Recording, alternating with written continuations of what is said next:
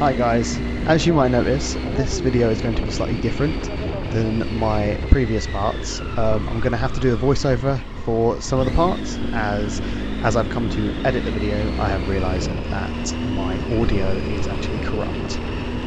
I use a separate audio device on this trip to record the audio from inside my helmet, as I didn't have a media mod for my GoPro. I do have one now though, so videos from present day will be won't have this issue, but yeah, I'm a little bit bummed that there's no audio, but I'll do my best to sort of just fill in some gaps, but just enjoy the ride and enjoy the view. You get to miss out on my annoying ADHD waffle, but anyway. Yeah, so that's that basically.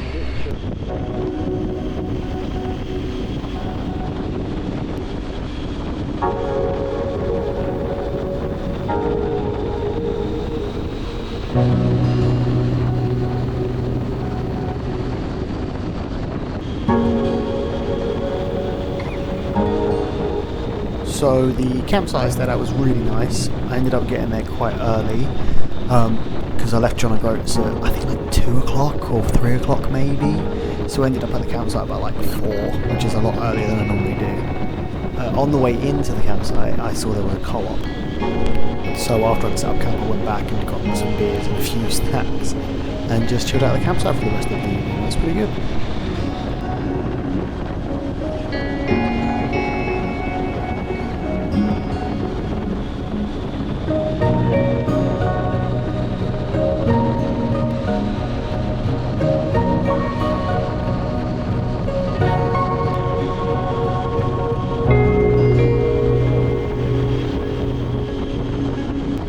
So I left the campsite just outside of Wick, travelled down the A99 and then onto the A9, basically just going down the right hand side of Scotland along the coast. It was really nice weather in the morning, as you can see, and the A9's actually got some really nice roads compared to sort of the left hand side going up, which is all sort of sickle track, backcountry roads. This was all like A roads obviously because it's an A road, but a bit faster moving, but some really nice twists and turns actually. It was good roads.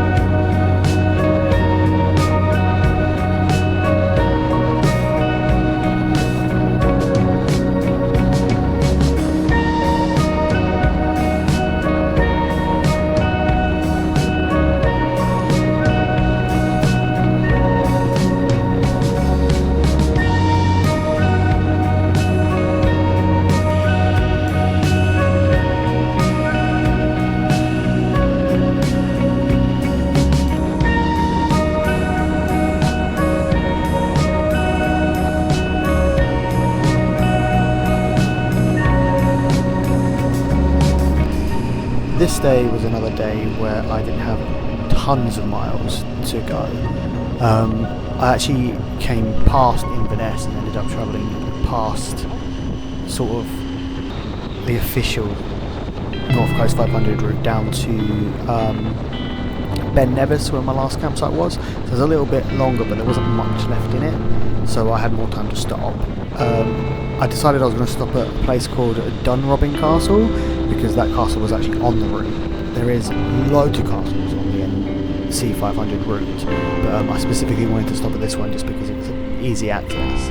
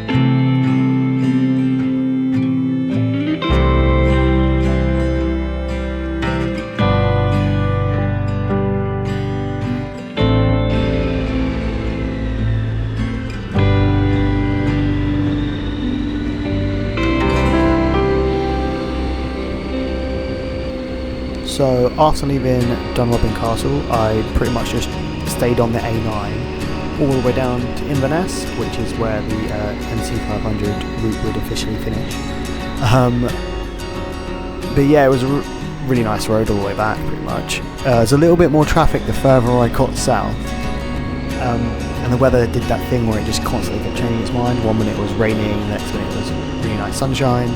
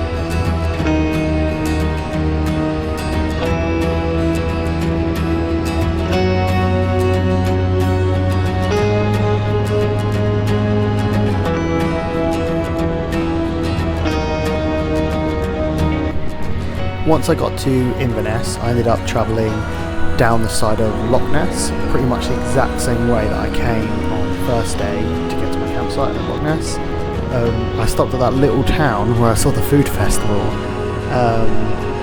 to get some lunch, which I didn't film, and then carried on from there pretty much all the way down alongside Loch Ness to get to sort of Ben Nevis area where my last campsite was. But yeah, the Loch Ness route is just stunning. The roads are just constantly twisty and turny, and the road quality was fantastic as well.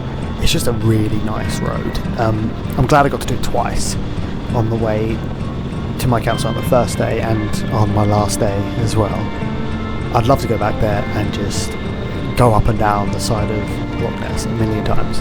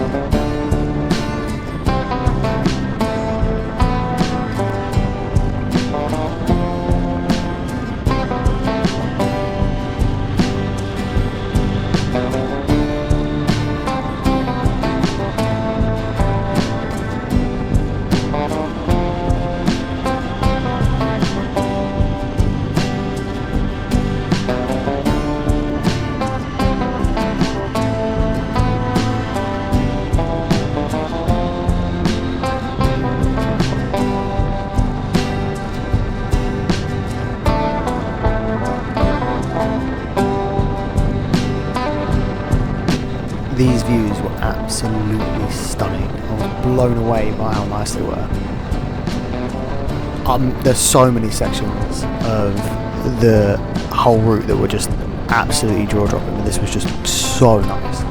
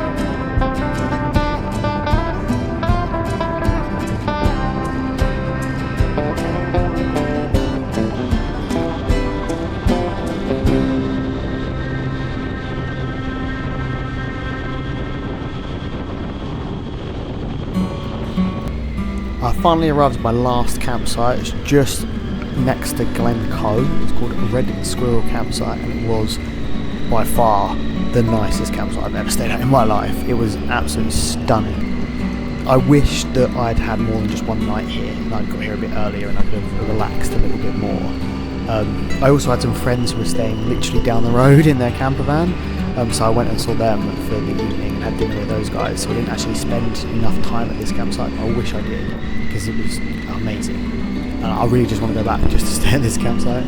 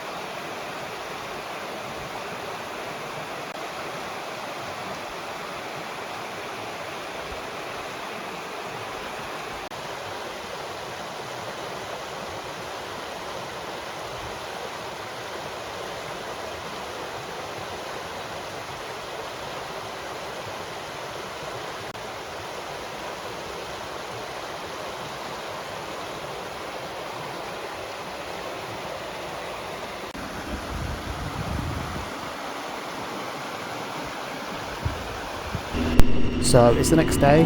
As I said, I had an absolutely amazing time at that campsite. It was gorgeous, and what I didn't realise until someone who was local told me, as I was coming down this road next to it, this site on the left hand side is where they filmed Hagrid's hut from the Harry Potter movies, I think from like the third movie onwards or something like that. So if you like Harry Potter, you might recognise this space. Yeah, so I didn't stop because there's not really anywhere to stop, but someone told me that's where they filmed it.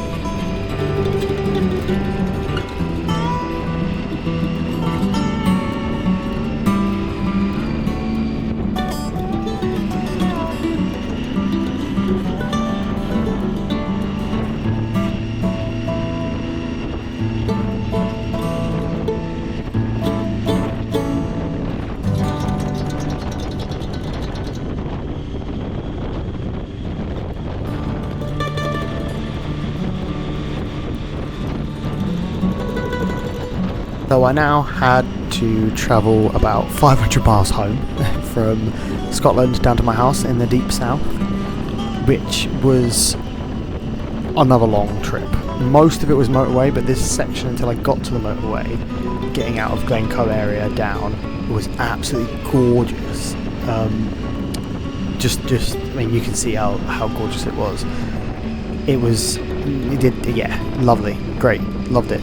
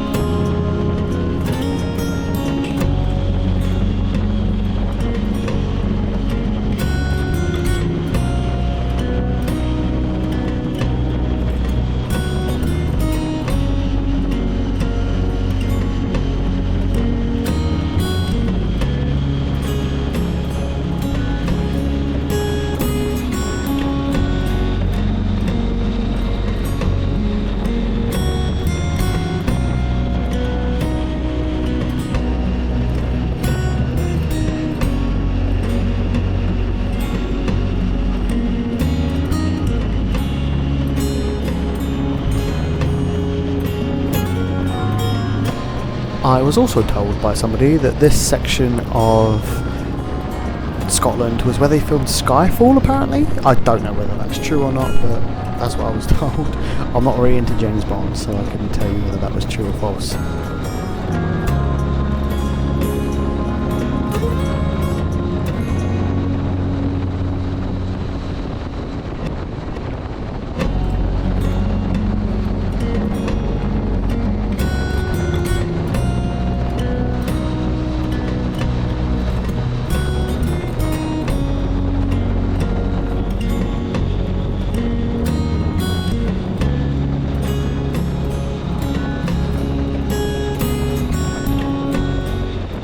That's it, that's my North Coast 500 trip done. Just look at these views. Absolutely stunning. I hope you can hear me, I'm shouting so that you can hear me. I don't want to take my helmet off, I've just got comfy, but I've got the long 500-mile trip home now. So if you're still here, thank you. I hope you enjoyed these videos and this lovely rides and all of the above. I've had an absolutely fantastic time. Yeah, absolutely amazing. So I guess the only thing I've got to say is if you enjoyed this, please give it a like or subscribe if you want to, so you can see more of the videos that I do. Hopefully Europe next. I guess we'll see, but thanks for watching.